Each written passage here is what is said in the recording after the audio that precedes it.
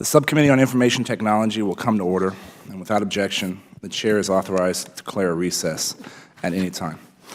Good morning, everyone.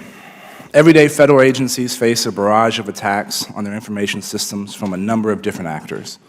Attacks on both the public and private sectors consistently reveal one common truth: no one is immune. In December of last year, Juniper Networks announced that malicious code had been placed in its Screen OS software, leaving a gaping vulnerability in one of its legacy products. This particular vulnerability may have allowed outside actors to monitor network traffic, potentially decrypt information, and even take control of firewalls. Within a matter of days, the company provided its clients, which include various U.S. intelligence entities and at least 12 federal agencies, with an emergency security patch. DHS and other law enforcement agencies acted swiftly to notify federal agencies of the breach in Juniper's security advisory. Both of their actions may have averted a potentially devastating breach of sensitive data. This is just one sophisticated example of the attacks that U.S. companies and their federal clients face on a daily basis. In January of this year, the committee sent letters to the heads of 24 federal agencies requesting an inventory of systems running the aforementioned software. Additionally, the committee asked for an update of their progress in installing the corresponding security patch. Of the 12 agencies affected, 3, including the Department of Treasury, took longer than 50 days to fully install patches and mitigate the threat posed by this vulnerability. This is absolutely unacceptable. The inability of federal agencies to maintain a comprehensive view and inventory of their information systems and to respond to Congress in a timely manner cannot be the status quo. Last December, Congress passed landmark information sharing legislation, the Cybersecurity Act of 2015, which creates a voluntary cybersecurity information sharing process to encourage public and private sector entities to collaborate and share information. Moreover, the bill established the Department of Homeland Security as the sole portal for companies to share information with the federal government. With their newly codified role, I look forward to working with Dr. Osmond and DHS on how to strengthen their own posture and ensure that they possess the necessary technical tools to detect and mitigate threats and disseminate threat information within the federal government. Only by fostering this framework, where government and private entities are able to freely share knowledge of security vulnerabilities, threat indicators, and signatures, can we be sure that our network defenses are getting the best intelligence available. In addition, we must continue to learn from the private sector. Industry leaders like Threat Connect and FireEye are consistently pushing the envelope in what is possible in cybersecurity. The government should not seek to compete with them, but rather they should harness these engines of innovation, learn from them, and safely cooperate with them under the guidance of good sense and personal liberty. I hope that this hearing will serve as a starting line for a larger conversation on attribution. Various international groups and state-sponsored actors are constantly attempting to steal military secrets and expose the personally identifiable information of American citizens, and we cannot stand idly by while this happens. I believe that attribution is a form of deterrence. This hearing presents an opportunity to learn how federal agencies can improve their overall cybersecurity postures, share more timely and relevant information, and work with the private sector in a way that benefits all involved, while respecting the institutions of commerce and privacy. I welcome our witnesses and look forward to hearing your testimony today. I'd like to yield to the chairman from the great state of Utah, Mr. Chaffetz. Thank the gentleman, and Mr. Hurd, I thank you for your leadership on this issue. You're such a valuable part of our team in making this happen. But to those that are in the federal government, we got to up our game. I was elected same time as President Obama was. It's starting in 2009. If you look at the expenditure on the IT budget, the federal government has spent more than $525 billion on IT, and it doesn't work.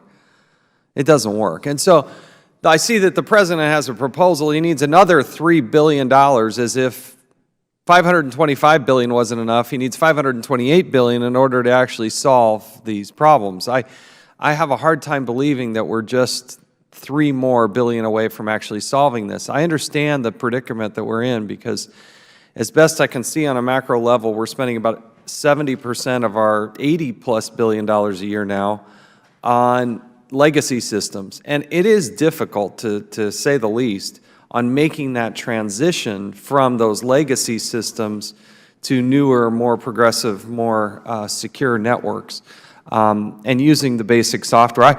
I got to review a document from the Department of Justice. It was on WordPerfect. WordPerfect was a great company back in 1990. They were a Utah company and a good product, but they still are using WordPerfect at the Department of Justice. And I'm sorry, with all due respect to Corel, it maybe is not the most up to speed and very difficult to share with others. And I just begs the question of why in the world we continue to have to teach people how to use COBOL, we have some that I've heard are using punch cards still. I mean, it's unbelievable how far behind we are, and yet I don't think it's for a lack of funding. It is just unexcusable in my mind. It's just inexcusable, I should say. Inexcusable that we need a patch, and it takes 50 days to do it? 50? Really? Come on. Patching a vulnerability should be priority one and should be done within the day. There is no excuse for waiting nearly 2 months to patch what is known as a vulnerability. At the Department of Education, it's something Mr. Osmond, I hope, would look at personally, because the Inspector General was able to go into the Department of Education and look at into their system, surf around for 3 days and come out undetected, despite their deploying Einstein. Which begs the question of, with all due respect to the Inspector General, I'm guessing they're good, but they're probably not as good as the Russians, the Chinese, the others that do this type of thing for a living. And so I do agree with Mr. Hurd that one of the things we have to talk about is how to fight back. And attribution, just flat out acknowledgement and pointing the finger at who's doing what might be a form of deterrent. But I do think it's one of the big questions. We won't answer it today, but I do think it's a big question for those of us in Congress. How do you fire back? You know, if somebody fired a weapon at us, we could fire back at them. But if they're attacking us and, online, how do we fight back? And I don't know the answer to that. But we need all of your help here today. We've got a lot on the line, a lot of personal information, a lot of vulnerabilities for the country itself. And so we thank you for your expertise and your commitment. We want to be part of the solution, not part of the problem, not just fire arrows, but we're supposed to be oversight, but then government reform. And we can, I think, help you solve these problems, because this is the first time in the Congress we've actually had a subcommittee focused on just information technology. And so we're going to highlight the problems, but our next step is how do we solve those? And collectively we need to come together in a bipartisan way and help you accomplish that and achieve that. So that's the spirit in which we do this. I thank the gentleman. Thank you for the time. Yield back. Thank you, Chairman. And now, this subcommittee in 17, 18 short months has done, I think, a lot of good work in government reform and identifying the problem. And part of that is because of the bipartisan nature in which we do that. And we're able to do that because of the leadership of the ranking member of the Subcommittee on Information Technology, Ms. Kelly from Illinois. And I'd like to recognize her for her opening statement. Thank you, Mr. Chair, for holding this hearing on how federal agencies detect, respond, and mitigate the growing number of cyber threats they encounter each year. And thank you to our witnesses for being here. The federal government and the private sector are facing a volume of cyber attacks that just a few years ago would have been unimaginable. According to a new report by security firm Symantec, 54 zero-day vulnerabilities were discovered in 2015, more than twice as many as in 2014. Compared to the previous year, in 2015, the instances of ransomware increased by 35%. We need to ensure that the federal government has the resources necessary to respond to these vulnerabilities and threats. Agencies are spending up to 3/4 of their information technology budgets maintaining legacy systems that were never designed to deal with today's cybersecurity risks.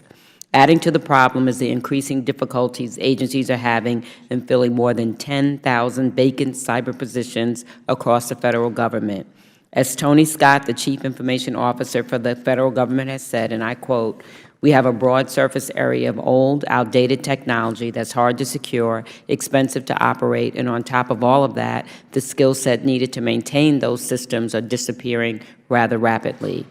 But we're making progress in fixing that. I, along with my colleagues on this subcommittee and Ranking Member Cummings, were original co-sponsors of Congressman Steny Hoyer's Information Technology Modernization Act. The act would authorize the creation of an Information Technology Modernization Fund to help federal agencies upgrade their aging information technology systems. Over the first 10 years, the fund would help facilitate upgrades to $12 billion worth of civilian IT programs to make sure the federal government has the most effective, secure IT infrastructure possible. Legislation like the ITMA sends a clear message that Congress understands the challenges facing our nation's federal IT systems, but there is more to be done. I look forward to hearing from our witnesses today on their threat response processes in place, and I look forward to working with you, Mr. Chairman, to do what's needed to ensure that we keep the federal government secure from the growing number of cyber threats. I yield back. I'd like to thank the ranking member for her comments, and we'll hold the record open for 5 legislative days for any members who would like to submit a written statement. Now I'd like to recognize our panel of witnesses. I'm pleased to welcome Mr. Sanjeev Bagawalia. He's the Deputy Assistant Secretary for Information Systems and Chief Information Officer at the Department of Treasury. Mr. Stephen Taylor, Chief Information Officer at the Department of State. Dr. Andy Osmet, Assistant Secretary for Cybersecurity and Communications at the Department of Homeland Security.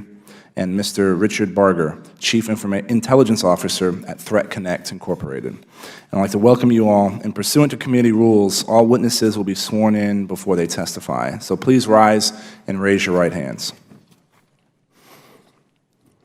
Do you solemnly swear or affirm that the testimony you are about to give will be the truth, the whole truth, and nothing but the truth? Thank you. Please be seated. And let the record reflect the witnesses answered in the affirmative. In order to allow time for discussion, please limit your testimony to 5 minutes, and your entire written statement will be made part of the record. Mr. Bagawalia, we'll start with you, and you are recognized for 5 minutes. Mr. Bagawalia, will you hit the... Yes, here we are. Chairman Hurd, Ranking Member Kelly, and members of the subcommittee, thank you for the opportunity to testify on Treasury's approach to the detection and mitigation of cybersecurity vulnerabilities. Treasury relies on technology to meet our mission of serving the American taxpayers and acting as a steward of the national economy. Cybersecurity is one of the top priorities at Treasury, not only for the CIO, but also for the department and Bureau senior leadership. We're continuously and incrementally improving in management oversight over IT environment, including cybersecurity. We're leveraging synergy opportunities across the enterprise through authorities in law like FITARA and FISMA to more effectively use our people, policy, processes, technology, and governance in cyberspace. Detecting and mitigating vulnerabilities in our environment before they're exploited by our adversaries is an essential component in Treasury's defense in-depth strategy. I've divided my testimony into 2 parts. The first part will explain how we tackle vulnerability mitigation at the department, and the second part will outline how we participate in the government-wide federal cybersecurity community. Part 1, vulnerability detection, reporting, response, and mitigation within Treasury. As you know, Treasury is a large, geographically and technically diverse enterprise with bureaus having widely varying missions requiring widely varying IT environments. While Treasury bureaus are empowered to make IT decisions necessary to execute their individual missions and carry out operational security functions within their environments, the Treasury CIO is accountable to ensure that those decisions properly consider security implications and evaluate risk and vulnerabilities. Treasury has aligned our departmental cybersecurity strategy with the 5-part NIST National Cybersecurity Framework and the Cybersecurity National Action Plan, CNAP, to ensure common objectives across the enterprise. Vulnerability detection. IT companies, government agencies, security researchers, and others identify thousands of security weaknesses each year. Critical vulnerabilities are a far smaller number, in hundreds. Vulnerability detection requires a multidimensional approach involving asset management, automated tools, monitoring of communication channels, and human analysis. The foundation of good comprehensive vulnerability detection is strong asset management. To this end, Treasury has policies in place requiring bureaus to perform regular asset and vulnerability inventory scans using automated tools. Treasury maintains a central department-wide security operations center that operates around the clock. The SOC, it's called the SOC. The SOC monitors classified and unclassified government channels as well as open source and industry channels for news of vulnerabilities, critical vulnerabilities. In response reporting, mitigation, and of known vulnerabilities, we follow the maxim that cybersecurity is about risk management. Bureau IT organizations undertake risk analysis for each vulnerability and schedule testing and patch deployment as appropriate. A risk analysis may result in several mitigation approaches, such as patching, instituting compensating security controls, or migrating to a new software or hardware solution. Treasury and its bureaus start by remediating vulnerabilities on assets with the greatest exposure first, risk exposure first, and then moving systematically to remediate the remaining assets. The recent Juniper vulnerability offers an example of this process in action. Table 1 in my written testimony illustrates how 57 affected devices across Treasury were remediated from a time and risk perspective. Treasury coordinated an enterprise-wide response to the Juniper vulnerability within a couple of hours of receiving the information from open source vendor channels and DHS. A detailed analysis determined that 2 bureau configurations pose low risk for the exploitation of the Treasury fixed 25% of the patches within a day, 84% within a week, and 86% within 2 weeks, and 93% 7 weeks. But if you look at it from a risk lens, we fixed 40 out of 40 of the 57 devices, representing 100% of high-risk devices within 6 days. Of the remaining 17 low-risk devices, 13, or 76%, were completed by February 4th, and the remaining 4 devices were completed over the next 10 days. A detailed analysis determined that the configuration posed low risk and exploitation of the 4 devices, posed low risk of the exploitation of the vulnerability because the devices were not directly connected to the internet, were not directly affected by the vulnerability, and each had multiple layers of compensating controls in place. So a challenge faced by large agencies in complying with government-wide mandates to address particular vulnerabilities is the need to balance operational and security risk. In many cases, the devices must be patched as part of a complex operational system with several legacy components that may not be compatible with the security fix. So we respectfully request that and suggest that the factors should be considered in reporting. Could we have done a little bit faster? Yes. Part 2, Treasury's role in government-wide vulnerability detection, response, and mitigation. I would like to thank DHS for the leadership role in coordinating federal cybersecurity. Treasury fully participates in the Einstein program and looks forward to Einstein 3A. The CDM program led by DHS will help us move the entire U.S. government from federated compliance to integrated continuous monitoring and mitigation. Treasury is an enthusiastic participant in the CDM program. We expect CDM will improve situational awareness regarding vulnerabilities and will move us to better automation and tracking in real time. In conclusion, while Treasury has established a solid procedural and operational foundation to identify and mitigate vulnerabilities, our adversaries are constantly changing their methods. I see 2 opportunities where congressional support could aid our efforts. First, hiring and retaining cybersecurity staff remains a challenge. We ask for continued support to streamline hiring and offering appropriate incentives to attract and retain that talent. Second, we ask for some consideration in the FY 2017 budget request for a cybersecurity enhancement account, which will enable us to keep pace with the rapidly evolving adversaries through targeted and accountable spending. Thank you for your attention to this important matter. I appreciate this opportunity to testify today, and I'd be glad to answer any questions you may have. Thank you. Thank you, sir. Mr. Taylor, you're recognized for 5 minutes. Chairman Hurd, Ranking Member Kelly, distinguished members, thank you for inviting me to testify about the Department of State's cybersecurity program. The Department of State, as the lead U.S. foreign affairs agency, has over 70,000 employees in our 275 overseas and 30-plus domestic locations. Like all government agencies and businesses, particularly organizations the size of the Department, we face a dilemma. The Department relies on the Internet and email to conduct our day-to-day operations, communicating with U.S. and foreign citizens and organizations about a wide variety of issues. We use these tools to support passport and visa applications, to communicate about foreign policy initiatives, and to conduct the day-to-day business of the Department. We also know that email and the Internet are avenues through which our networks and databases can be attacked. As a breach of our own unclassified email system in 2014 demonstrated, our adversaries see information handled by the Department and many other U.S. government agencies as a desirable target. Annually, We experience millions of attempts to breach our networks and gain possession of our information. Protecting our information as we face increasingly sophisticated, frequent, and well-organized cyber attacks is a top priority for the Department of State. The Bureaus of Information Resource Management and the Diplomatic Security share the role of defending our networks through our Joint Security Operations Center and through collaborative long-range planning. Alongside our partner federal agencies, we've developed increasingly robust defenses as the sophistication and intensity of these threats increases. The foundation of our cybersecurity framework is the Federal Information Security Modernization Act, or FISMA, along with OMB guidance and the National Institute for Standards and Technology guidelines.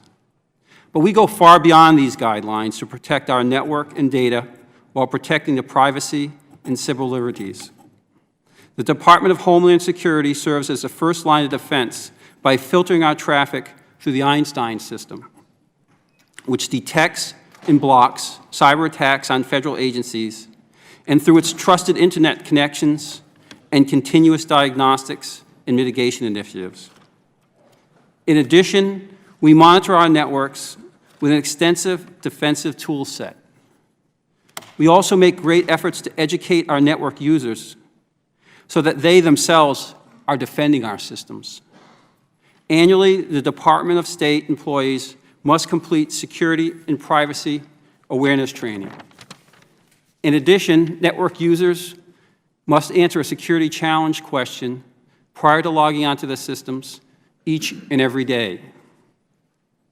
We amplify the effectiveness of our defenses through partnerships with U.S. CERT, the Department of Homeland Security, the Federal Bureau of Investigations, the National Security Agency, U.S. Digital Services, other agencies, and the private sector.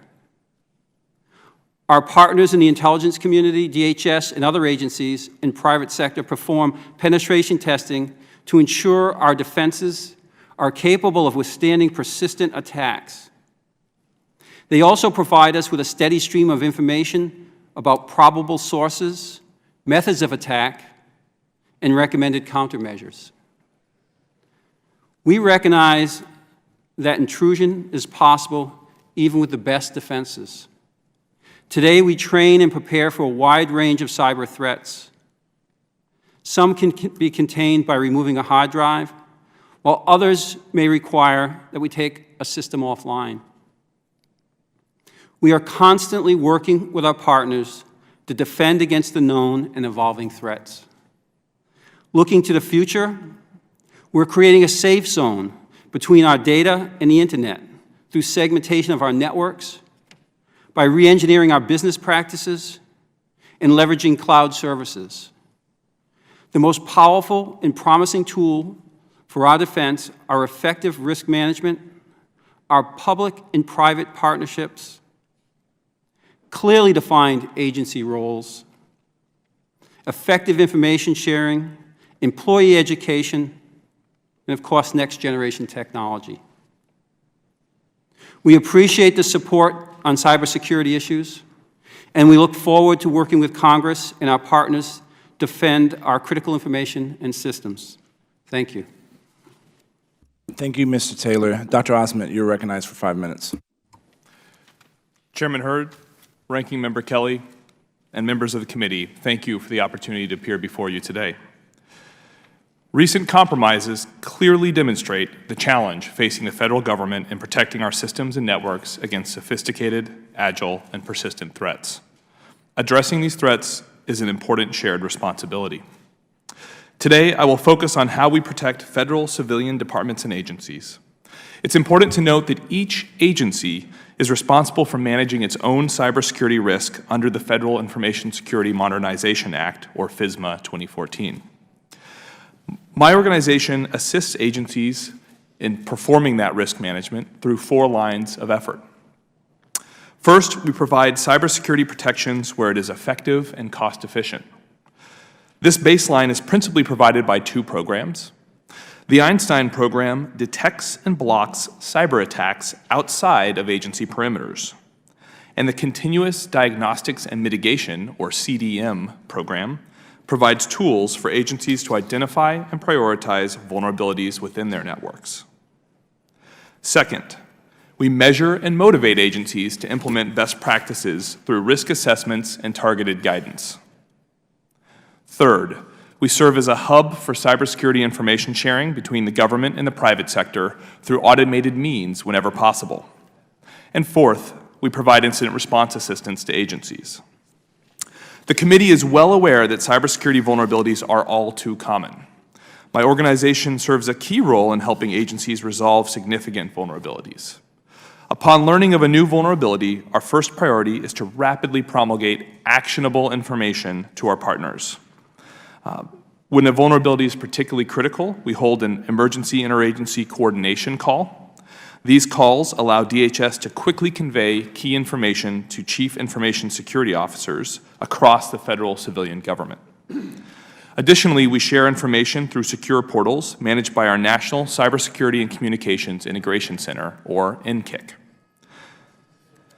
After disseminating information about a significant vulnerability, DHS at times collects information about government-wide remediation progress. This information is used for two purposes: to understand the prevalence of a particular vulnerability across government and to drive individual agencies to more quickly implement required mitigations. Currently, this data collection process is largely manual, but the CDM program will fundamentally change this paradigm. Through the CDM program, DHS will provide civilian agencies with tools to monitor their internal networks. CDM will allow us to shift from current manual methods of collecting vulnerability data to automated data collection. We have provided CDM Phase 1 tools to 97% of the federal civilian government. Agencies are now deploying these Phase 1 tools on their networks. But this is not a simple or easy process. Deploying new technologies across 23 agencies and over 2 million users is a significant undertaking. We will see incremental progress over the next year and expect the first agency data to be available in early fiscal year 2017. It is also important to note what CDM will not do. The first phase of CDM will detect vulnerabilities in workstations, servers, network infrastructure, and operating systems in devices like routers. But other devices like printers will be identified by these tools but will not be assessed for vulnerabilities. Perhaps most importantly, CDM relies on individual agencies to rapidly deploy these sensors across their networks and to use CDM data to, in fact, address the identified vulnerabilities. Even after learning of a vulnerability, agencies have varied capabilities to fix the problems. We can also provide agencies with technical assistance and consultation upon request. These services help agencies mitigate complex vulnerabilities and design more secure systems and assets. We appreciate the help of Congress in passing several key statutes for federal cybersecurity over the past 2 years, including modernizing FISMA and enacting the Cybersecurity Act of 2015. This year, the FY17 President's budget funds several activities that will significantly enhance our ability to manage vulnerability detection and mitigation across the federal civilian executive branch. First, the FY17 budget funds a further acceleration of the CDM program and a new CDM phase focused on securing high-value data on agency networks. Second, the budget provides resources for additional personnel to help agencies remediate complex vulnerabilities or to design more secure systems. Finally, the budget funds more proactive assessment teams using the same techniques as malicious hackers, known as red teams. With the help of Congress, we will continue driving towards additional automation and deploy the resources required to support expedited remediation. This must be a shared effort. DHS, our partner agencies, and Congress must join together to ensure that vulnerabilities are rapidly mitigated before sensitive information or government services are placed at risk. Thank you. Thank you, Dr. Osment. Mr. Barger, you're recognized for 5 minutes. Chairman Hurd, Ranking Member Kelly, members of the subcommittee, thank you for the opportunity to appear here today. My name is Rich Barger. I'm the Chief Intelligence Officer and co-founder of Threat Connect, a Virginia-based security company. I lead our research team that's responsible for tracking existing and emerging threats to ensure that our software platform is uniting security teams, their processes, and their technologies to bring together a cohesive unity of effort so that organizations can more efficiently conduct intelligence-driven security operations. ThreatConnect was founded in 2011, and our platform launched in 2013. Since then, we've seen 40% of the Fortune 100 use our platform and amassed over 9,000 global users. Today, my testimony will focus on fragmentation as the root cause behind our continuing struggle to detect, respond to, and mitigate modern threats. The 4 key areas I'll discuss are people, processes, technologies, and community. Our customers within both public and private sectors often express the same problem, but they do so in different ways. Fragmentation across their security operations is both their biggest frustration as well as their biggest risk. Whether they're a global financial services firm, a U.S. energy company, or a federal agency, the fissures that exist across people, processes, and technologies create the very footholds into our networks that give malicious actors access to our finances, sensitive personal data, and corporate intellectual property. And it's important to understand that information security is heavy work. There's no easy button, there's no silver bullet solution. Today's network defenders face a gargantuan task of protecting networks that were not originally designed with security in mind. In terms of security teams and practitioners, as we increase our numbers of individuals and teams required to work together, organizational agility, transparency, and situational awareness will often suffer, making us our own worst enemy. Too often, as an organization's domain expertise and institutional memory is scattered across these diverse teams, shared drives, and emails, it's often rendered functionally inaccessible. Fragmentation also exists across the executive staff, from C-suites to boards. There's a communication deficit, which negatively impacts leadership's ability to interpret and prioritize core challenges and subsequently leads to ineffective decision-making. This brings us to process. There's no one-size-fits-all approach. Enterprises, much like snowflakes, are made of the same elements, but uniquely configured. Different business objectives drive different business processes, and multidisciplinary security operations reflect a company's overarching sector, vertical, legal, and regulatory requirements. In a lot of cases, the answer to why do you do it this way is simply we've always done it this way. And it's much easier to advocate for a new tool or more headcount. Optimizing processes seems mundane and intelligible by comparison, but this is the dirty little secret. Developing coordinated, intelligence-driven processes is the linchpin to identify, protect, and respond to threats in an efficient, measurable way. In terms of technology, security teams worldwide feel that they spend too much time wrangling their various security solutions. Instead, they should be delivering that much-needed breathing room for these overburdened teams. Instead, these solutions often consume additional resources, and many are not designed to be interoperable. Better orchestration of security systems creates a combined arms approach that allows the sum of the parts to yield mutually supporting effects against threats. The first 3 areas, people, processes, and technologies, are internal to the enterprise. The last source of fragmentation is at the community level, outside the enterprise. Sharing today centers around atomic indicators of compromise. Now, this is a good start, but we need to do more of it, and we need to also include sharing of the recipes that created the indicators in the first place. So let's continue to evolve today's baseline sharing practices toward a broader goal of cross-sector coordination and collaboration. In conclusion, the disconnect between expectation and reality that fragmentation presents is a catalyst which is elevating the priority of enterprise security within the corporate structure. This rise must continue, and organizations must be properly incentivized to look at enterprise security as a critical business function. The security professionals of tomorrow must be educated and enabled to meet the current demand of security talent, and the market must drive the need for interoperable security technologies. The gap between compromise and detection is not closing, and that's why we are committed to reducing that thorny reality of fragmentation across both public and private sector security operations. I thank you for your time, and I look forward to any of your questions. Thank you, sir. And I'd like to recognize for the first set of questions, my colleague from the great state of Texas, Mr. Farenthold. He's recognized for 5 minutes. Thank you very much. I'm going to start with you, Mr. Osment. The FBI, for years, has been pushing for encryption backdoors so they can easily access device content. However, security experts, including Secretary of, including Ash Carter and NSA Director Admiral Rogers, as well as former leaders from the intelligence community, have all said that encryption is essential to national security, cybersecurity, and economic security. What's your take on the call for backdoors? Do you think that makes us safer or less safe, and why? Thank you, sir.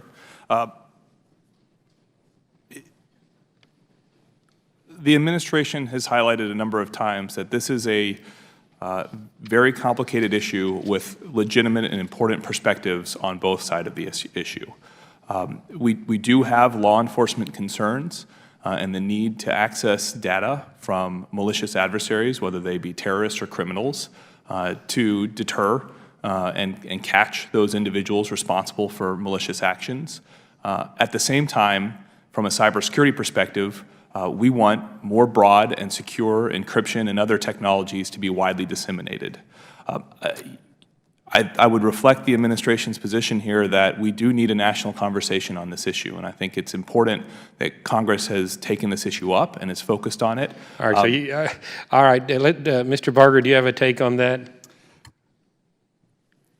So, the encryption, issue is a very, very complicated subject. I would encourage, the government to consider, how,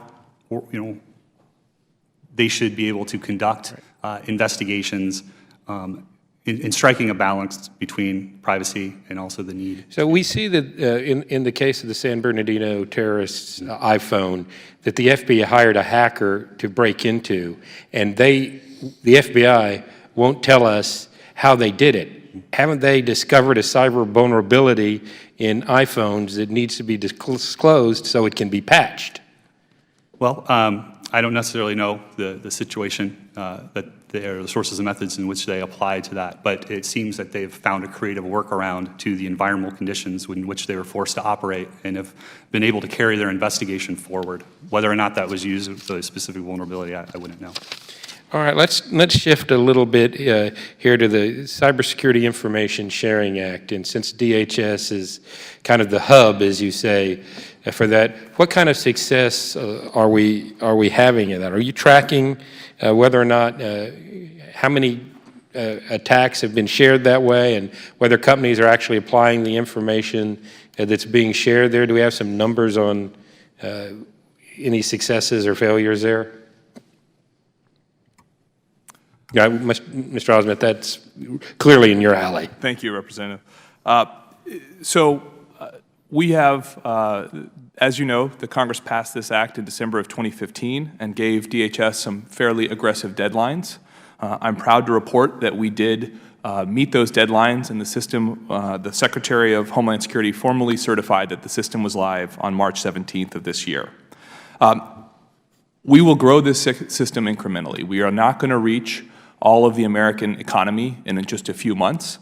I'm very happy with our rate of growth to date. We have 14 non-federal entities currently connected to our server, and 82 who are in the process of connecting the server, who have signed our terms of use. So there's clearly an interest in doing this. It does require the other participant to build some IT infrastructure on their side. So it's like we've built a phone system and we have a phone. They also have to acquire a phone before they can call. All right, so you've been up and going a month now. Is that correct? That's right. Roughly a month. So have there been any threats shared? I mean, do you have a number? We have shared over 2,000 indicators to the private sector, and we have received additional indicators that the private sector did not allow us to share onward to other companies, but that we did share internally within the federal government. It is important to note that an indicator does not equal an incident, and so a company or government agency can learn about an indicator from a failed attack just as successful, just as they can learn from a successful attack. So these do not all represent incidents; they represent be on the lookout for this bad guy activity. And one of the big concerns with the act was the sharing of personally identifiable information. How much personally identifiable information are we seeing coming and going with this? We have not. We have multiple layers of protection to protect privacy. First, companies are required to vet what they share themselves. We have some automated mechanisms to prevent inappropriate or incorrect information from being shared, and then there are a few types of information that would require human review. The way that we block in an automated way inappropriate information from being shared is that we just don't accept it. So it's not even possible to send it to us. So I can't tell you how many of those blocks have occurred. I can tell you that our human review has not identified any inappropriate information to my knowledge. I'll dive into this a little bit deeper if we get a second round of questioning. I see my time has expired. Mrs. Kelly, you're recognized for 5 minutes. Thank you, Mr. Chair.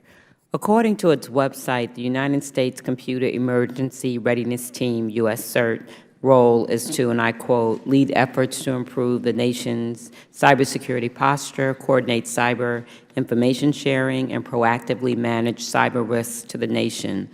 Dr. Osment, can you explain what that means? Absolutely. So the U.S. CERT is a part of the NCIC, our National Cybersecurity and Communications Integration Center. They have 3 broad roles shared by my larger organization. First is to promulgate best practices, help companies and federal agencies understand what do they need to do to protect themselves. Second is to share information about what the adversaries are doing so that those companies and agencies can adapt their defenses to the changing behavior of our adversaries. And third is to respond to incidents.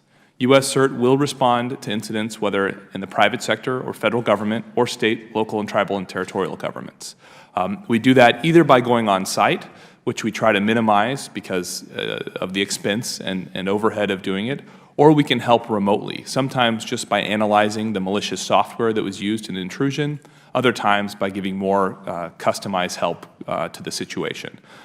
We prioritize the victims that come to us for help based upon our national risk, but we really encourage companies to reach out to the federal government, whether law enforcement or through us, doesn't matter. We'll connect it on the back end and let us know about incidents so that we can come and help. Okay. So if a government agency's computer is hacked and you say that part of your effort is to respond, does that include forensic analysis? Just what all does that include when you respond? That's right. It includes, well, let me take a step back. Our role is different from law enforcement, and by analogy, every cyber incident is like an arson in the physical world. You want to have both the police and the firefighters responding to the incident. Our role is similar to that of the firefighter. We want to help a victim figure out where's the bad guy on their network, how do they get him off the network, work together to push that bad guy off the network, and then improve their defenses so that they're not just compromised again, immediately thereafter. Then we take, all throughout that process, we take what we learned in this one incident and we broadcast it to other sectors, other companies, other agencies, so that everybody can learn from the incident and make sure that they are themselves not victimized by the same approach that the adversary used in this case. Okay. Now let's turn to government contractors. As you know, the biggest cyber intrusions of 2015 involved government contractors. Anthem is the largest provider of health insurance to government employees, and it was hacked. KeyPoint is a provider of background investigation services, and it was hacked, leading to the breach of OPM's network. What role did U.S. CERT play in the company's responses to those major cyber attacks? I want to be careful not to speak to individual companies because we keep the confidentiality of our customers, if you will. But we have responded to attacks at both private sector companies, contractors, and federal government agencies. Depending on the situation, our role has been to analyze the malicious software, figure out how did they break in and what did they do once they got there. It has been to provide remediation advice. Here are the types of security measures you can put in place to ensure that this doesn't happen again, and to figure out, help them kick the bad guy off their networks. In an incident, you often find a malicious actor, you see traces of them on, say, one computer, and that's how you figure out that you've been compromised. But if you just kick them off that one computer, you can't be confident that you fully remove them from your network. So the first thing you have to do is look throughout your network, watch the bad guy. Stay silent and watch the bad guy, see who they're talking to and where else they are on your network. You have to do that for a period of time so that you can be confident that when you kick them off, you've gotten them entirely off your network. And we help victims with that as well. Okay. Thank you. Mr. Barger, when talking about the type of information forensics can provide, could it include information on the identity of future victims as well as how those victims might be attacked? Absolutely. Being able to gather information about an attacker, how they move, basically their genetic makeup, their capabilities, their intent. These fingerprints essentially can be telltale traces of how they do what they do. And to Dr. Osmond's point, you can leverage that intel gain loss for everything that they show you. You can harness that information to then democratize that across your customer base. And better understand who it is, what they're after, why they're after it, and over time, that develops a great picture when you can get feedback from various other individuals or organizations that are affected by it to develop a much clearer information intelligence picture. Okay, thank you. Looks like I'm running out of time. The distinguished gentleman from North Carolina, Mr. Walker, is recognized for 5 minutes. Thank you, Mr. Chairman. Thank you, panel, for being here today. Jumping right into my question for Dr. Osmond here. What participation rates have you seen from the private sector? Can you speak to that just for a moment? Yes, we have, as you would expect, varying participation based on both the sector and also the program that we're talking about. We have a very wide uptake of the bulletins and advisories that we send out, advising companies about security risks and mitigations. We have something like 100,000 individuals signed up to receive those, and these tend to be the security individuals operating within a company. What engagement have you seen from the federal sector? Federal sector, we also have pretty universal participation in our programs. And it's worth highlighting that as of about a year ago, federal departments and agencies are required to report incidents to U.S. CERT, part of my organization. Sure. Mr. Bagawalya, is that correct? All right. How effective has Department of Homeland Security been in notifying your agency or notifying other government agencies? I think they have been very effective, and things are improving as the threats have been coming at us in increasing frequency over time. Obviously, as the threats keep on coming at us, we work together with them, but we also work with other intelligence community agencies. Okay. So together, it's a community basically working together, make sure we're improving. Thank you, Mr. Barger. Kind of the same question. How effective has the DHS been in notifying the private entities? I can't think of like one security company that probably doesn't leverage the information that DHS puts out, whether it be on specific vulnerabilities or active threats. In many cases, that information serves as a seed in which we leverage and then continue to leverage private sector sources and methods to gain a better understanding of what we do. The world of cybersecurity is fairly new for all of us in the last decade or so. And to use your analogy, Dr. Osmond, you were talking about an arson situation where you guys are the firefighters, but also you guys are kind of the end all, the kind of the central authority when it comes to all of this. Can you speak a little bit, because I'm concerned that if you're going to be the central authority in this, I do believe, to go back to your analogy, that it's not just the firefighters part, the investigation part, but what role do you have in the policing of it as well? Because I don't want there to be any gaps here, because I do feel like you have a role to maybe funnel information to both segments. Would you mind taking a minute to speak to that? Absolutely. This is a team sport, both in the private sector and in government, and so we do partner very closely with federal law enforcement agencies, particularly the FBI, the Secret Service, and Homeland Security investigators. Those agencies do prosecute cyber crimes and are very aggressive in reaching out to victims and to help them figure out who did this and ideally prosecute the perpetrator.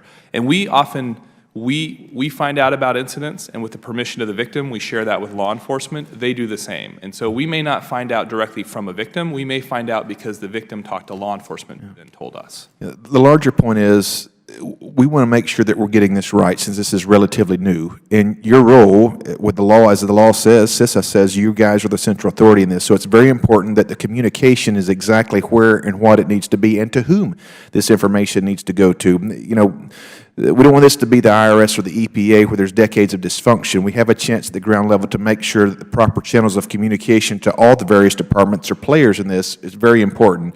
I guess that's why I'm emphasizing this. I've got one more thing before I yield back. This could be to Mr. Taylor, Mr. Bagawalia may want you to respond as well. Modern cybersecurity best practices require a much different approach to information security than the federal government has done before. As we've talked about this as being brand new, placing a premium on information sharing, continuous network monitoring, and ensuring continuity of operation plans. These, I guess, plans are in place when a breach or degradation does occur. So here's the question, okay? How are your departments modernizing to keep pace with these best practices and shifts in approach? Mr. Barger, would you, is it Barger or Barger?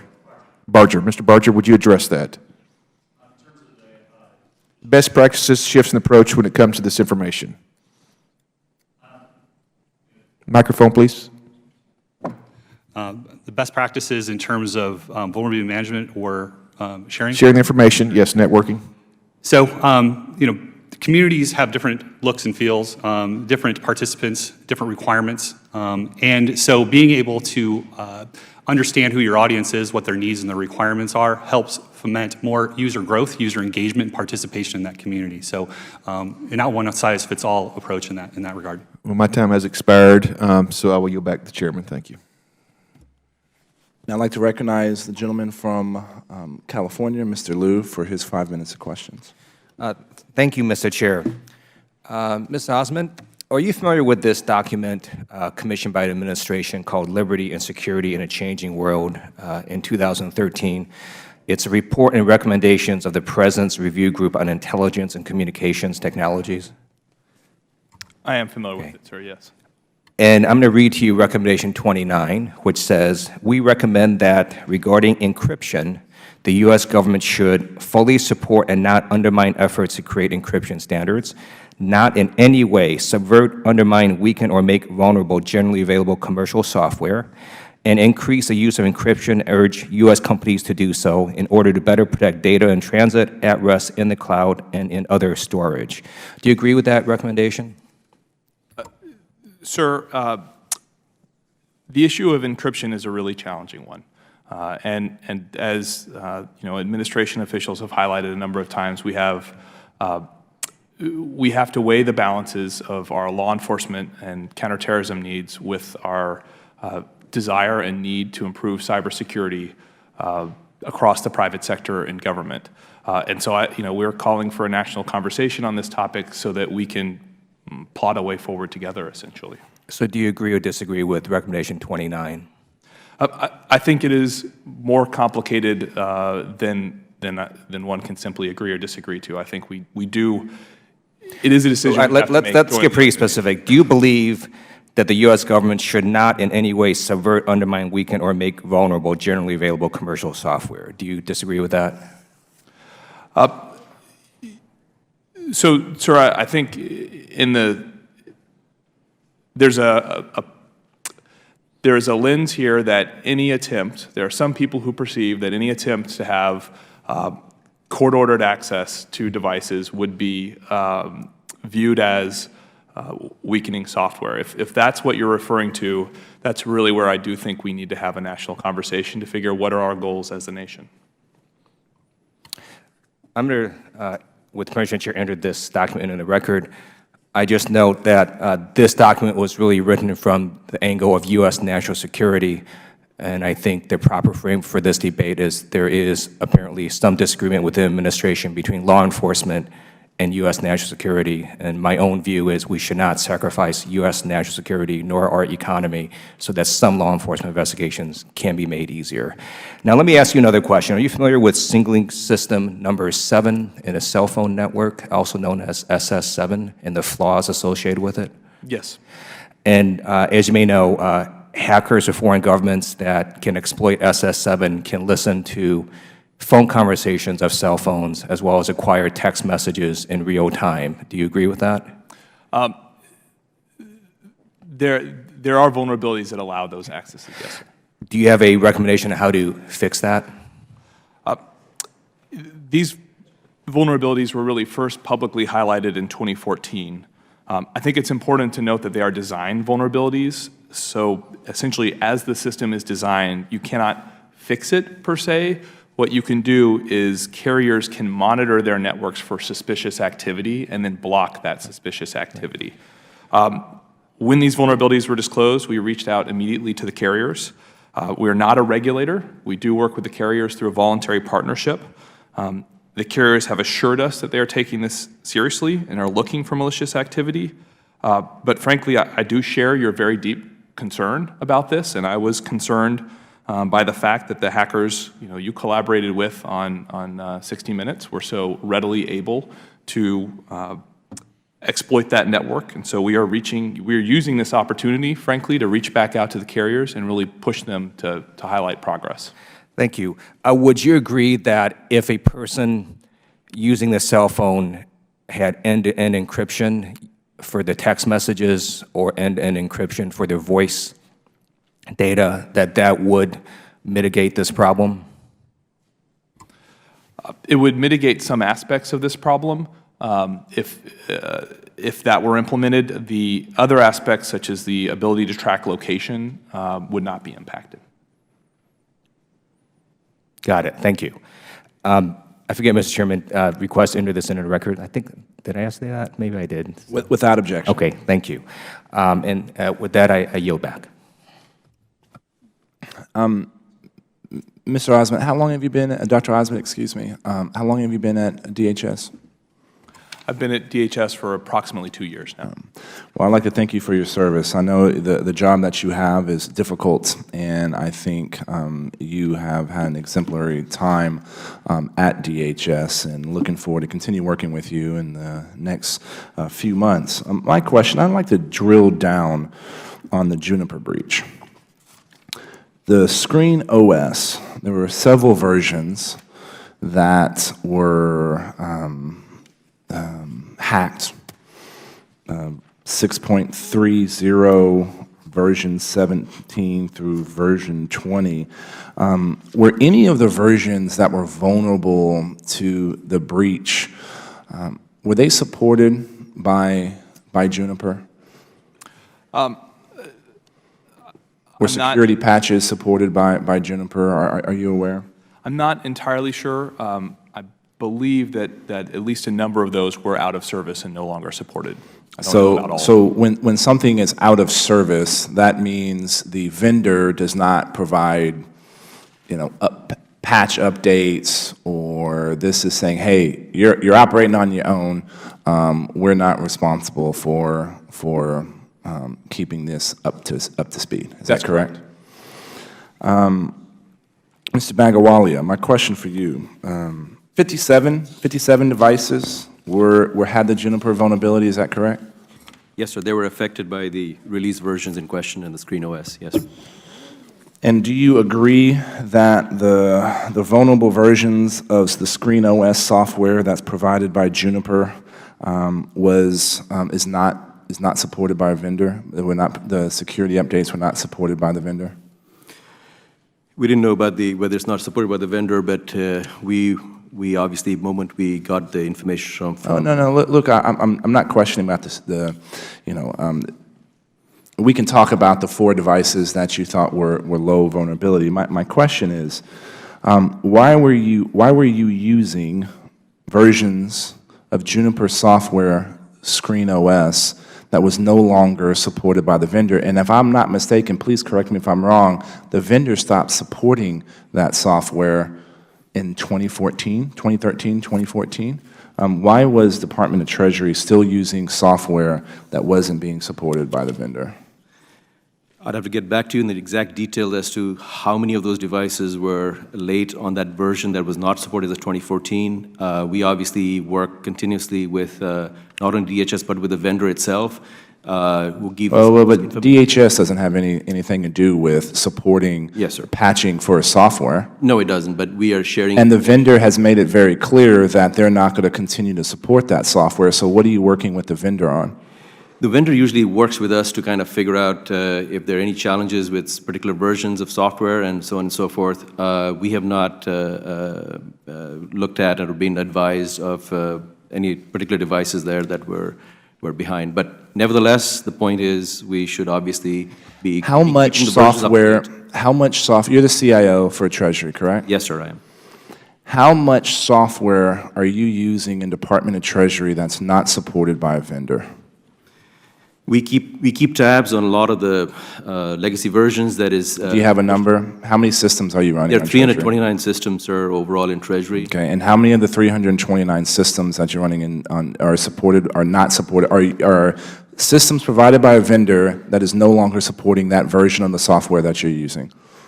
It's a small percentage. I'll have to get back the exact Please, number. please get back with a Yes, sir, I specific will. number. Yes, sir. Threat mitigation, a threat assessment or damage assessment is probably the most accurate number. Of the 54 systems that were using the Juniper's software Screen OS, what did the hackers or attackers, have you done a damage assessment on what was possibly stolen? We've obviously looked at the devices and which there were two versions. Obviously, one had the administrative access and one had the VPN.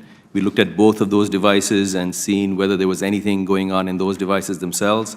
We looked at the risk analysis of that. We also obviously made sure that those devices did not have any lateral movement and other things like that. We're doing more in this area. We're putting some other countermeasures just to double check, for example, using third parties to see if there's anything else going on in there. And So you that's our ongoing identified effort. 17 of the 56 systems as high threat, is that correct? 14? No, sir. 40 of the devices, out of an overabundance of caution, we did put as high risk. Out of only 4 out of the 57 were really connected facing the internet. The rest were internal facing, but because... Of those 4 that were facing the internet, what kind of systems, what kind of information was traversing those systems? So one was, it was like, for example, it was on a isolated internet connection at one of the locations like Mint, another location. Right, so the Mint, like where we make money? Yes, sir, but it was not connected to the corporate LAN. It was sitting outside in a public-facing sort of internet. But it's still connected to the internet, right? So are you implying that that's not a significant No, vulnerability? sir, we don't. We take cybersecurity very seriously, sir. So in your damage assessment, who did you think potentially took this information? Well, there was no information that we are aware of that has been taken, and we have looked at it very carefully.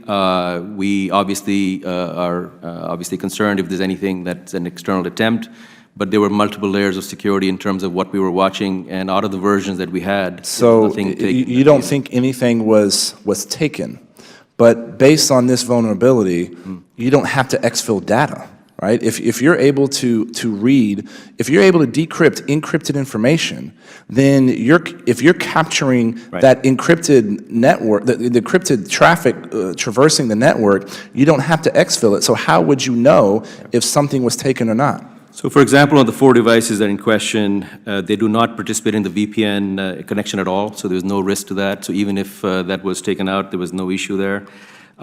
They're connected between 3 levels of firewalls in addition to what's already at Juniper.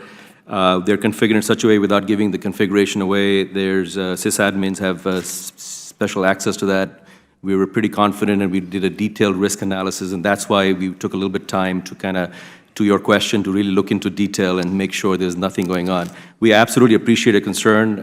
We've also read your article, and we also know that this vulnerability was quite serious. We looked at it, and there was nothing that we can see. But we're also going further and making sure that we're bringing in other experts. And so far, one of the vendors who is going to be briefing today, Mandiant, we think is very, very good, is one of the other folks, and amongst others, that we're looking at bringing in. Well, my time has expired, but there will definitely be several more rounds of questions. I'd like to now recognize the gentleman from Virginia, Mr. Conley, for 5 minutes. Thank you, Mr. Chairman. On what is, I think, one of the most important topics we can be addressing here in Congress with respect to our future. Mr. Taylor Can you explain what the Consular Consolidated Database is? Briefly. Thank you for the question, sir. Briefly. Well, because I only got 5 minutes. No, I appreciate that, sir. The Consular Consolidated Database is a number of databases, actually. I think the total is around 18. It handles various activities such as visa issuance, passport issuance, and that sort of thing. It manages our counselors' workload. So hundreds of millions of records? Hundreds of millions of records, sir. Hundreds of millions of records. Would you agree, Mr. Taylor, that makes it a juicy cyber target? We've identified it certainly as a target and as a critical system for the department. And on March 31 of this year, there was a report that an internal review revealed lots of vulnerabilities in the CCD. Is that correct? It was an ABC News report that said you did. Right. The ABC News report was referring to, sir, the process that we go through for all our significant systems, which is penetration testing and a host of other types of tests that we run against our system on a regular basis. So through that process, yes, in fact, we identified vulnerabilities. That's the point and purpose of the penetration testing, and we're well on our way to reconciling those and remediating it. In response to the ABC story, the department officially sort of took issue with those reports on the severity of the vulnerability and referred to it, the vulnerability of CCD, as in the lowest threat category. Can you put that in perspective? I mean, how many categories are there at the State Department in terms of threat, cyber threat? If I could, sir, I'd rather or try to answer the question through the way we look at risk mitigation, and that's to look at the probability as well as the potential damage associated with a threat. The probability was very low, but obviously, clearly, given the type of private information that's available in that system and the quantity, even with a low risk, we take that very, very seriously. In fact, I mean, we meet on this on a weekly basis with the Undersecretary and with the Deputy Secretary and with the senior leadership in Consular Affairs to track the progress against our remediation efforts. Okay, well, the reason I think it's important is because one of the concerns I've got with respect to cyber throughout the federal government is you look for, if I were a hacker or up to no good, I'd look for low-hanging, vulnerable fruit. And this committee, the subcommittee, has found lots of that in what might look ostensibly like, you know, unattractive targets, Department of Education. You know, huge database, lots of information in it, and, you know, potentially ripe for the picking. And so, which is why we think implementation of FATAR is so important, and because we've got to sharpen up our ability and make wise investments and so forth. Let me ask you, while I got you, Mr. Taylor, I just got back from China. And on this particular trip, there were probably 20 members of Congress, senators and House members, Republicans and Democrats.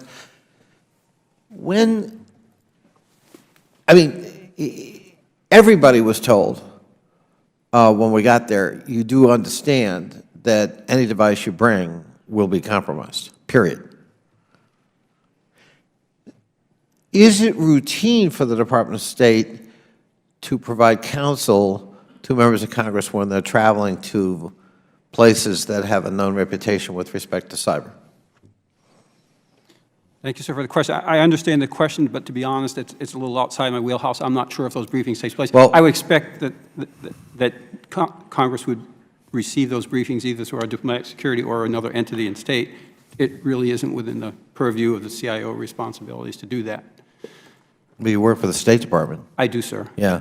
Well, maybe you can take it back Yes. with somebody whose purview it is, but it just worries me that a whole branch of government is unwittingly putting itself at risk. And remember, you know, I've got messages here from the State Department, from the White House, from lots of other federal agencies, all of which, if I bring this, to Beijing is going to be compromised.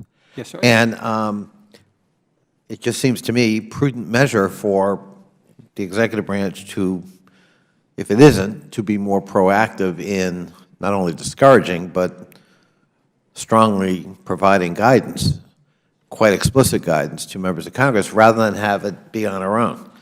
I mean, what could go wrong with 535 individuals and their spouses traveling hither and yon with devices that are official that could be compromised? Yes, sir. So it might be outside your purview, Mr. Taylor, but we're both work for the U.S. government and are concerned about U.S. security, and we're talking about cyber, and this is a big issue, you know, I think in your wheelhouse. So I would appreciate your cooperation in going back to whoever's purview it is in the department and maybe beefing up our protective, preemptive measures.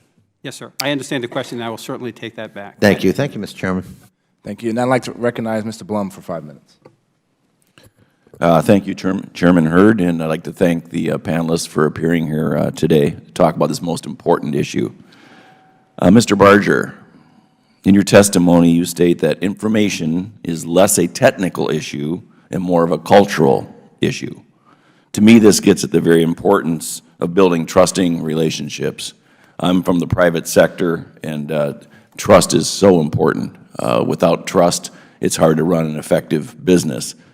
Trust between the employer and the employee, trust between the company and its vendors, trust between the company and its customers.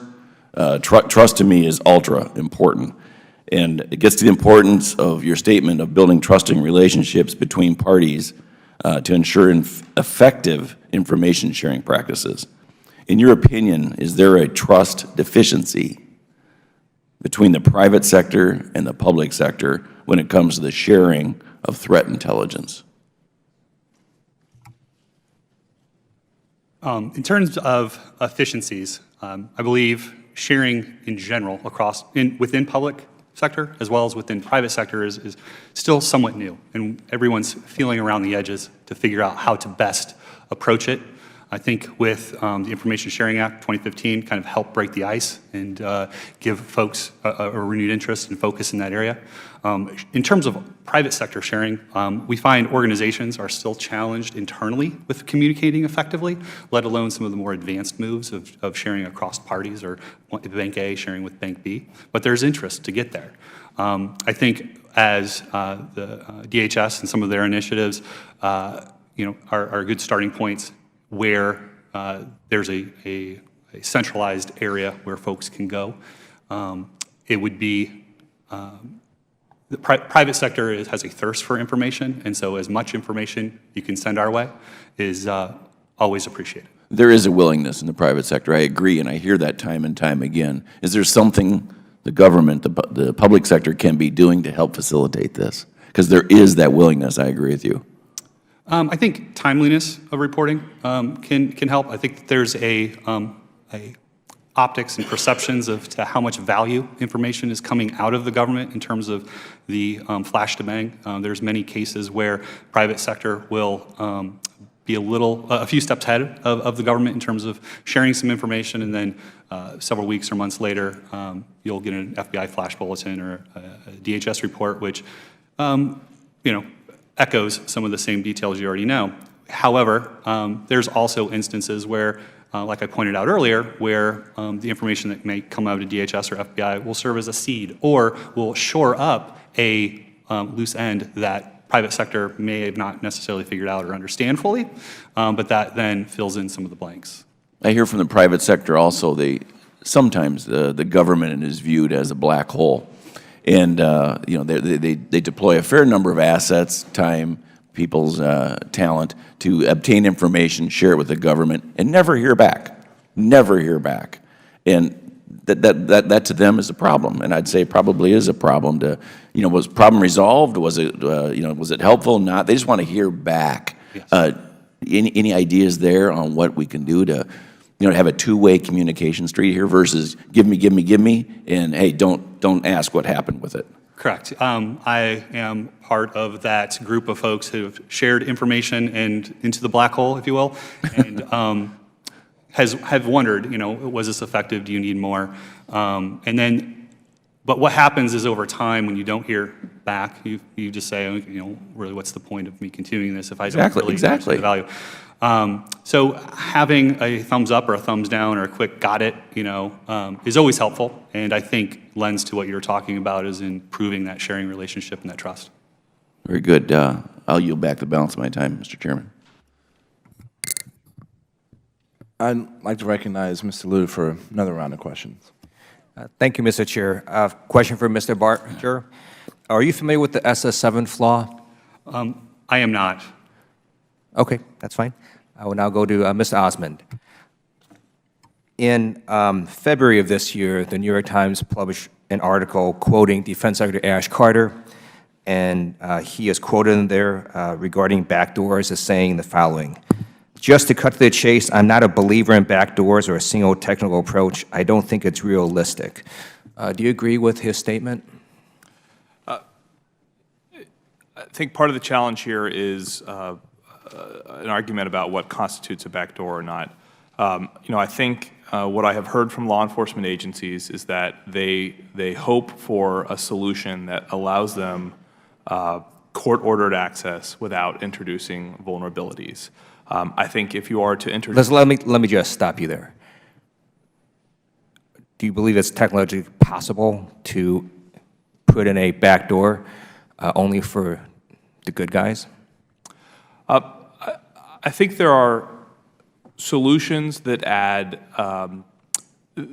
that make that possible. However, and I think give me one. To get to your point, I think any time you add a solution, you add complexity, and every time you add complexity, you increase the risk of compromise. Thank you. Do you know how many smartphones were lost or stolen in the U.S., let's say in 2013? I do not. Okay. According to an article in LA Times, about 4.5 million smartphones were lost or stolen. If hackers could hack into a smartphone, they could access all sorts of data on Americans. Wouldn't you agree that it'd be important that if government finds a flaw in smartphone encryption, that they let manufacturers know about it so we can protect American consumers if their cell phones are lost or stolen? So there is a process for deciding whether or not to disclose vulnerabilities that the government finds. My organization's role in this process is to advocate for the broad sharing of vulnerabilities because that does increase the cybersecurity of our nation. There are other perspectives that have to be viewed in that process, law enforcement intelligence perspectives, but the administration has gone on record to highlight that the process, the strong default is to share information to increase the security of devices and systems. So through this process, the way the FBI was able to hack the recent iPhone in the San Bernardino case, that may be released to Apple at some point. Am I understanding that correctly? If the FBI did in fact use a vulnerability, and it would go through this process and could potentially result in a release. But I don't know the specifics of this whether or not the FBI used a vulnerability in this case, so I would have to defer to the FBI on that. Thank you. Before I forget, Mr. Chair, could I enter into the record this article, 4.5 million smartphones were lost or stolen in the U.S. in 2013 from the Los Angeles Times? Without objection. Great. Thank you. Mr. Barger, let me ask you a similar question. Do you agree with Defense Secretary Ash Carter's statement that we should not have backdoors and encryption? I think that that's, again, introduces a very complex conversation. I think that we need strong encryption. As a member of industry, I would be very, very concerned or challenged, I guess, with any sort of approach by the government to weaken anything or weaken security or encryption of any sort of product or solution that we delivered. So, I would say no. Thank you. And with that, I yield back. Mr. Farenthold from Texas is recognized for 5 minutes. Thank you very much. I'd like to follow up on a line of questioning the chairman had about legacy systems. We talked about some of the legacy and unsupported systems in the IRS. We've had hearings where various government agencies are still running pre-Windows 98 or Windows 98, again, not supported by Microsoft. The security patches are not coming out. Dr. Osment, do you have any idea the scope of this problem? I think this is a major problem for the federal government. It's something that is concerning to me. I'll tell you that we do scan agencies externally, so the systems they have connected to the internet, and we look for critical vulnerabilities. We do consider an unsupported device to be a critical vulnerability. And some of our most challenging discoveries in that process are unsupported devices, particularly at smaller departments and agencies who may lack the resources or the expertise to upgrade these, very legacy systems. I think this is a major risk for the government. And, I do believe that any approach that we can take to upgrading and replacing legacy systems is a good approach. And the National Institute of Standards publication 800-40 lays out guidance for agencies on enterprise patch managements and states that it would be quote, ideal to deploy patches immediately so as to minimize the time frame systems are vulnerable. Obviously, immediately isn't possible, but we've got we've got the State Department and Treasury Department here. How good are you guys at getting this out? I mean, what is immediately for you? A security patch comes out, how long does it take you to get it out, Mr. Taylor? So our security patches, we look at it two ways: critical threat patches and just typical required patches. So for our critical patches, we begin immediately. I want to be clear about that. But we have a 3-day timeline to deploy a patch worldwide, to all locations worldwide. We meet that with approximately 98% success rate. And how are y'all doing at Treasury? We obviously take the most critical patches first, sir, and we move on it. And as you saw in my testimony, we fix those in 5 days, 6 days. For the rest of the enterprise, we work with the bureaus to make sure those critical patches go first. As far as the medium and low patches, they take a little bit more time, and we also are obviously always looking at operational risk, making sure those systems are continuing mission, and then we schedule that, and then the bureau CIOs report back to us. So the answer is it's ongoing. As to exact numbers, I can get back to you and give you the exact numbers by percent. All right, and Dr. Osment, in May of 2015, it's my understanding that the Secretary issued binding operational directives requiring all agencies to mitigate critical vulnerabilities on their internet-facing devices within 30 days. That seems like an awful long time to me, but before I go criticizing how long it is, how much success do we have getting them done in 30 days? I would agree with you that it is a somewhat generous amount of time. I would highlight that to the points that my colleagues have made, you have to, the criticality of the patch and the type of system will dictate timing. There are systems that are more complicated than your normal desktop operating system that do take additional time. And since we were doing a one-size-fits-all policy, we had to be somewhat generous. Even with that somewhat generous time frame, when we released this directive, there were over 360 internet-facing systems with critical vulnerabilities in them. I view that as the backlog, what we started with, because of course new vulnerabilities are discovered all the time, and so we reduced that backlog not as rapidly as I would like for the government to have reduced it, but we are now down, we have obviously eliminated that backlog. Even right now, we have 39 vulnerabilities across the government that are critical but have been unpatched for more than 30 days. There is good news in that, which is when we started, we were over 360, and clearly not enough attention was being paid on it. There's very bad news I mean, are on these that. some obscure operating system or ultra complicated software, or are we just not running Windows Update. The majority of these are now legacy systems at small agencies that are struggling to manage their IT and to find the budget to replace these legacy systems. These have been the toughest nuts for us to crack. All right, I'm loath to ask what you think Congress could do to help with that, because I suspect the answer will be give us more money. But is there something besides give us more money that we can do in Congress? And then I'll yield back after your answer. I would like to highlight that Congress has been incredibly helpful to date. The recent legislation passed in both 2014 and 2015 has been very important. This type of attention is very important. I do think that one of the challenges that agencies consistently have is when you replace a legacy system, you often have to operate that system for a period of time, even as you're paying to build the new system. So you do functionally need to pay for two things at once for a period of time.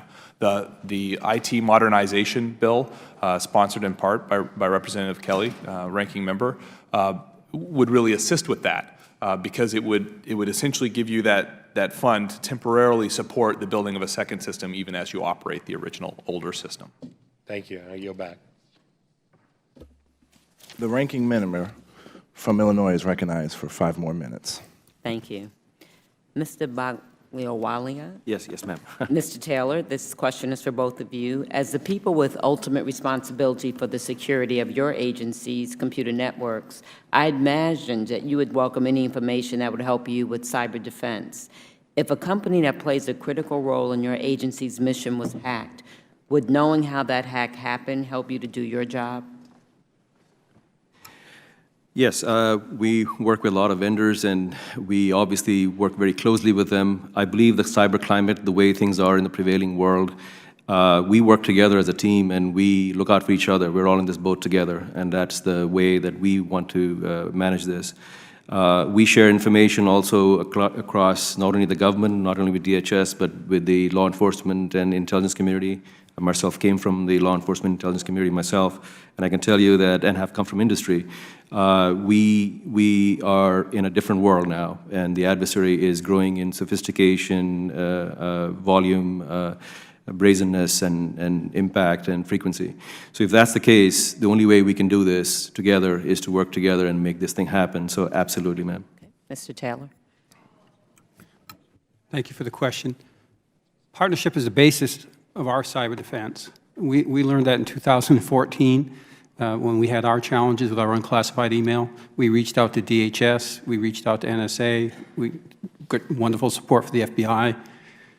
We supported and established a joint operations center for cyber. So we have folks from interagency there sitting with us 24/7, 7 days a week, 365 days a year.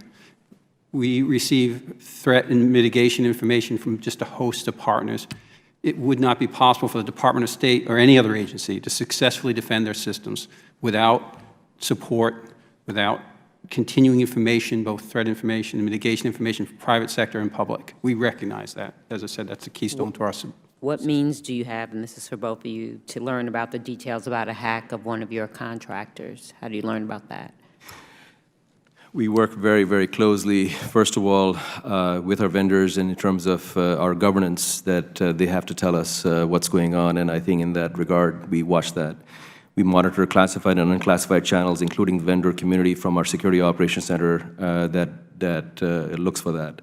We work with the U.S. CERT, NCIC, and DHS, who gives information to us. We work in the Federal CIO Council, where we're all sharing information as a sort of a network of CIOs and also CISOs.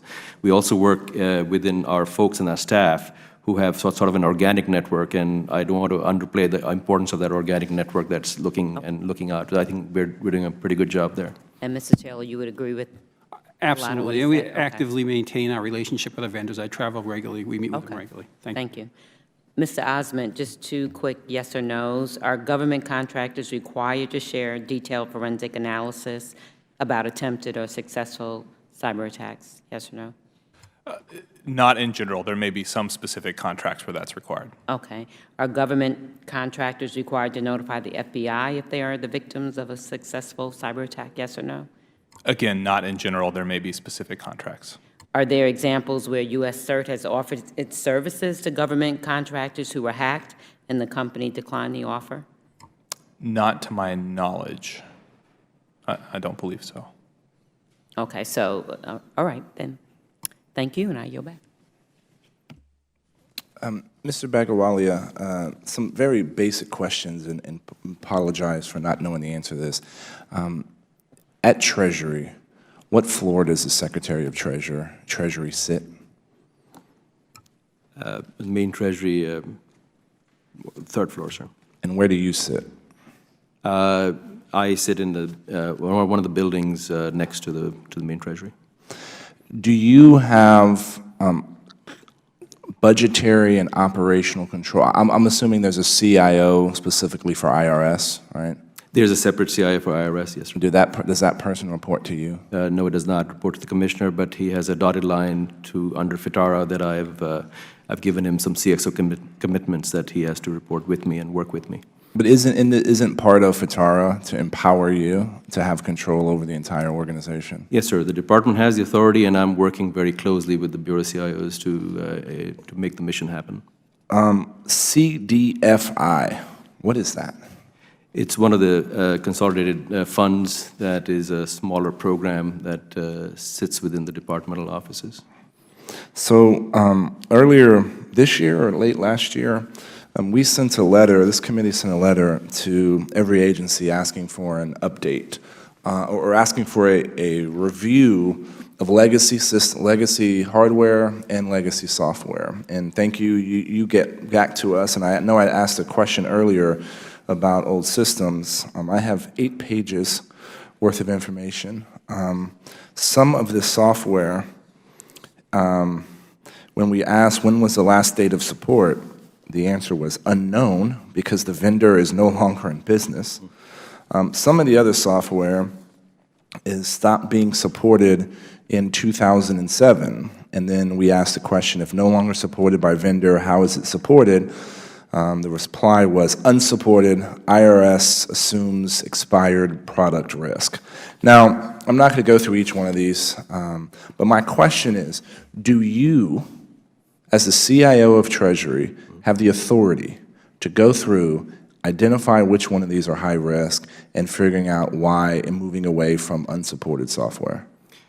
Yes, the Bureau CIO and I do have the authority, and we look at using what they call a critical POAM item, and if they have to report to me as to whether they are attesting and is there enough security, that there's any vulnerability, if there's anything critical, and they have signed to that, and I obviously check and verify that.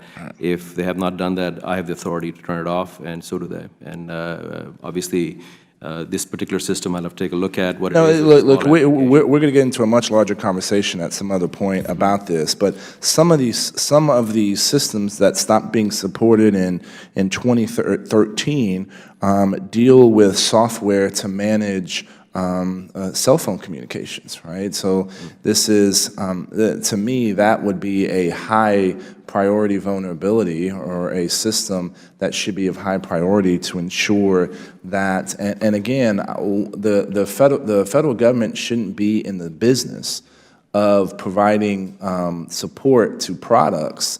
We should be upgrading and buying, the latest version. So I'm more interested in making sure you have the authorities in order to solve these problems. Dr. Osment, how much, with the new cybersecurity rules that DHS has, how much influence do y'all have in telling another department or agency, hey guys, y'all need to sort this out?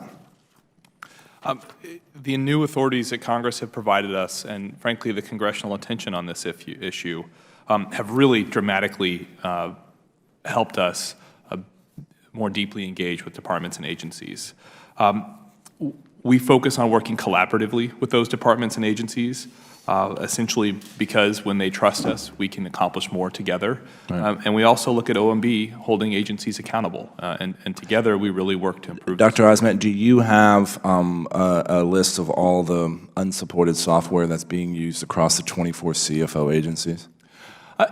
I do not, but I'll be honest with you, I want that, I will have that when CDM Phase 1 is deployed. Copy. And I want an automated list of that. I don't want a manual data call. Good copy. Mr. Barger, should enterprises be concerned with using software that is no longer supported by a vendor? They should. Unfortunately, organizations over time will set up systems that they're just become systems of record, that they just cannot pull these systems out, that they age within the organization, both within public and private sector. It's not just one sector or the other.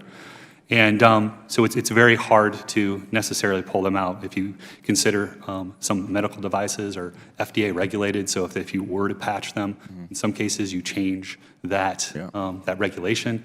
And so there's these very nuanced details in accepting risk in and around these nuanced systems of record that could be supporting command and control or medical systems.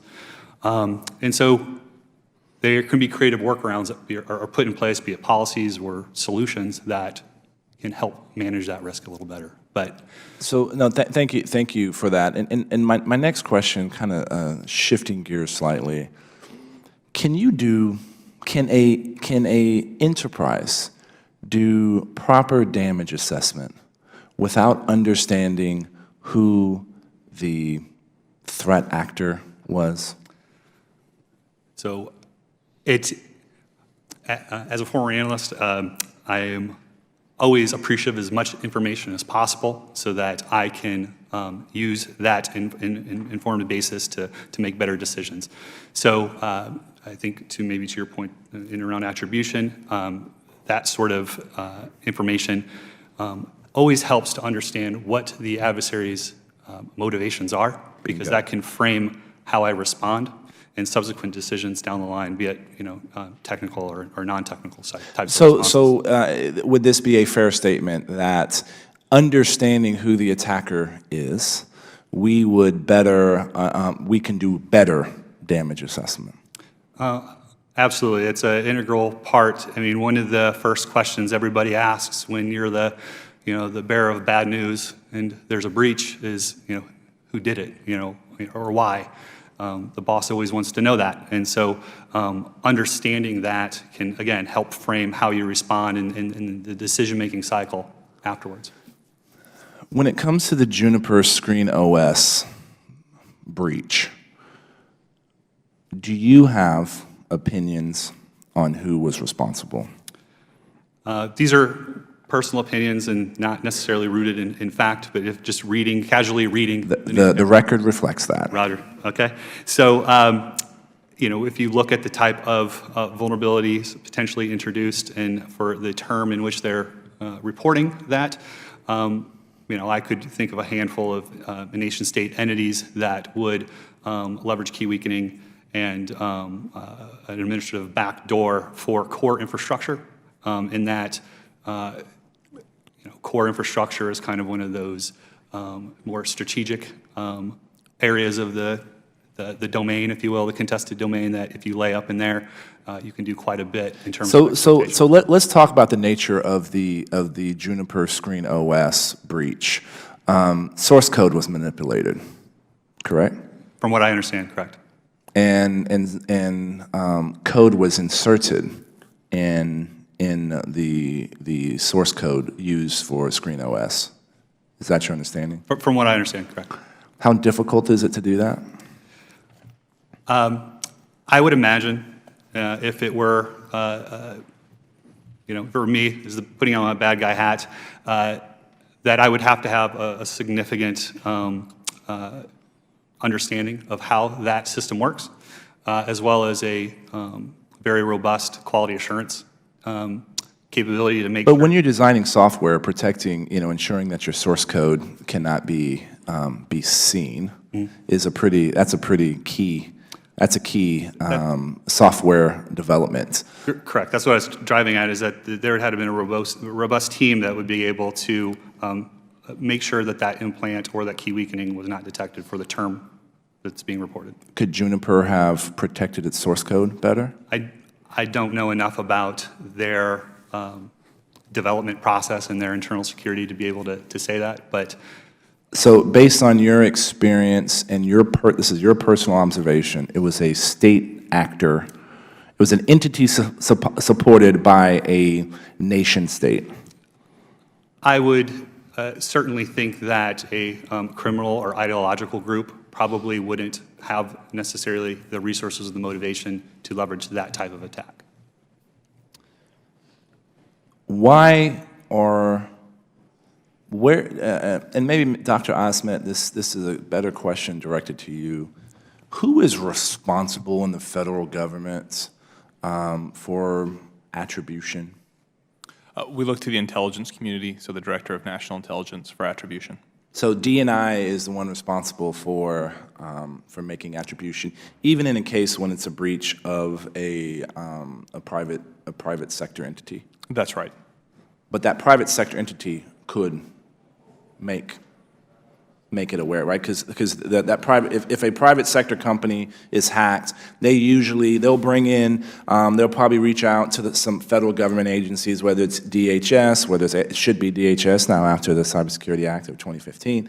They're going to bring you in. They're probably going to hire another company that does incident response and threat mitigation.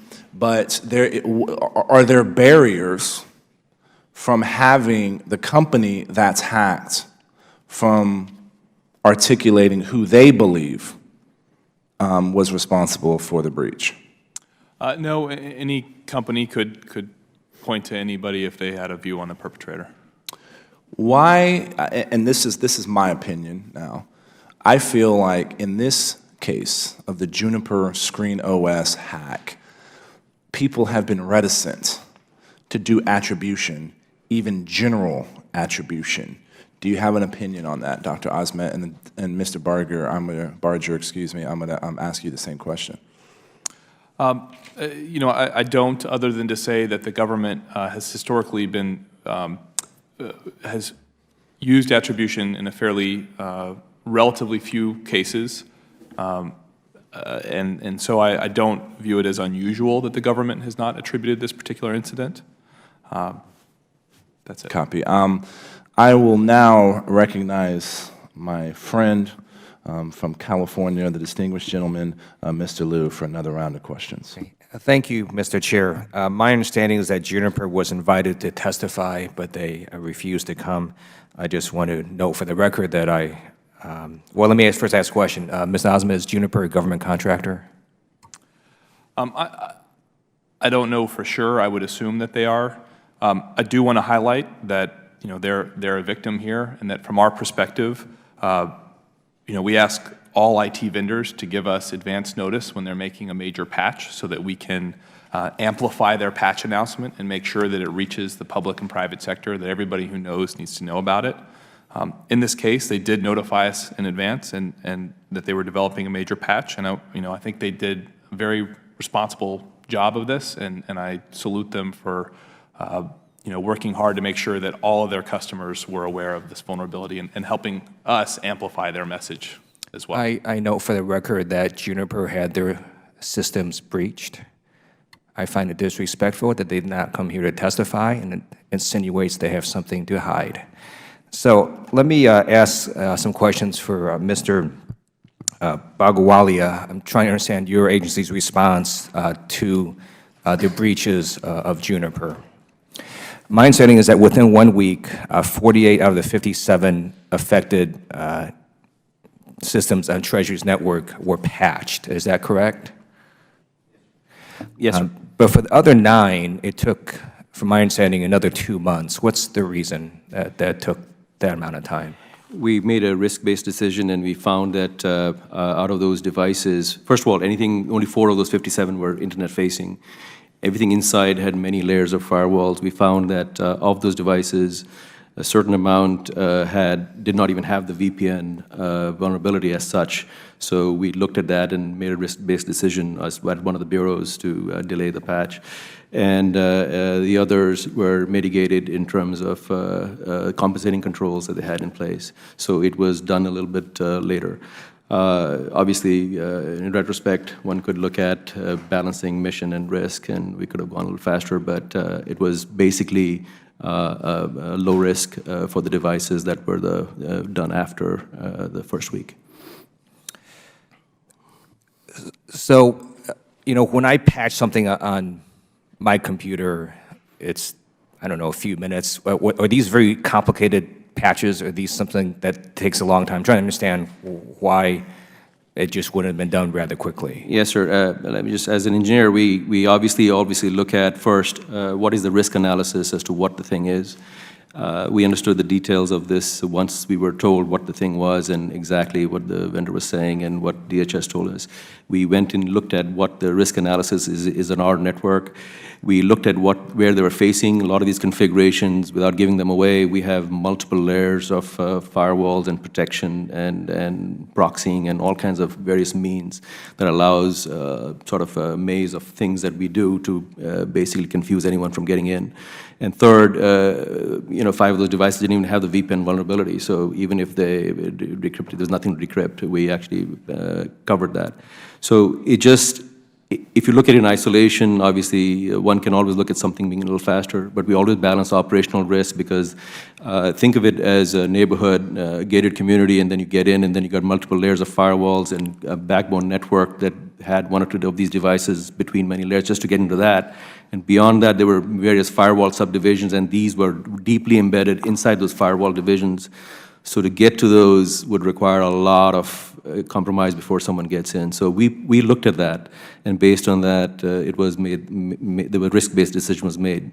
And in addition to that, I would just add that we are actively using other kinds of red teaming, should I say, penetration testing, and we're also looking at some hunt operations to make sure there's nothing in there. We're aware of some of these nation states, and I think in this case, we have not seen anything. Thank you. Mr. Osmond, you're familiar with the ransomware attacks on hospitals, some of which were in Southern California? I am, sir. And do you have a sense of how many hospitals have been hit with ransomware attacks in the last year or the last few months? I don't have those numbers at hand, but we have certainly seen an increase in ransomware, not just the health sector, but across the nation. If it's something we could follow up with your office to see if you could let us know about how many attacks we're experiencing? Absolutely, sir. Will do. Great, thank you. And then let me just conclude with a comment. In this case, Juniper made firewalls to try to prevent important information from going to foreign governments. Juniper is not the victim in this case. As the witness from DHS had said, the U.S. government and the American people are, and we need to view this in a whole different lens, that when products are made to try to protect the U.S. government and they fail, the companies that made those products are not the victims. They failed. And I think we just need to put this in proper perspective. The victims here are the U.S. government, the American people. Thank you. I yield back. Thank you. Dr. Osment, is DHS, NPPD built and organized to deal with the problems of the future? It is not, sir, and we have proposed a reorganization that we would very much appreciate the support of the Congress in performing that reorganization. And again, I just like to point out, I think when it comes to the Juniper breach, I think DHS played an important and key role in organizing the government's response to this. I still have a problem with attribution. And Dr. Osment, can attribution play a deterrence role? I think it absolutely can. Depending on the circumstances, actual attribution could be used to play a deterrence role. In other circumstances, the threat of attribution may play a deterrence role. I do think it depends upon the particular actor and the dynamics of the relationship, but it can absolutely be a tool for deterrence. Copy. Mr. Bagawalia, would you like to know who was responsible for or have some idea of attribution for this Juniper breach? Absolutely, sir. We're obviously been reading all the news and watching various channels, but we'd love to know. Now, Mr. Taylor, I know Department of State wasn't affected because you didn't have any of the Screen OS software running on there. But does anybody on the panel like to make any comments on attribution? Mr. Barger. To your point about attribution serving as a deterrent, we conducted research into a specific series of attacks that had been targeting entities within the South China Sea for quite some many years, and put out a attribution product that was with the assistance of some of our partners. And basically, after this attribution product was released, we basically saw no more activity from it. Not to say that they, are done forever, but I do believe that it can slow down, mitigate active threats, as well as enter into the adversary's decision-making cycle as to how important this sort of thing is on the world stage, conducting espionage, that is. I appreciate that. And Mr. Taylor, I have extended my time on too many occasions, but I'd like to let you know that there was a report sent to the Department of State recently detected a significant vulnerability within its own systems, and we're going to provide y'all with some questions that we would like to have answered on the record. And one of those questions is, I hope that information has been shared with DHS in order to communicate that across the rest of the federal infrastructure. Barring no further business, I'd like to thank our witnesses for taking the time to appear before us today. And if there's no further business, without objection, the subcommittee stands adjourned.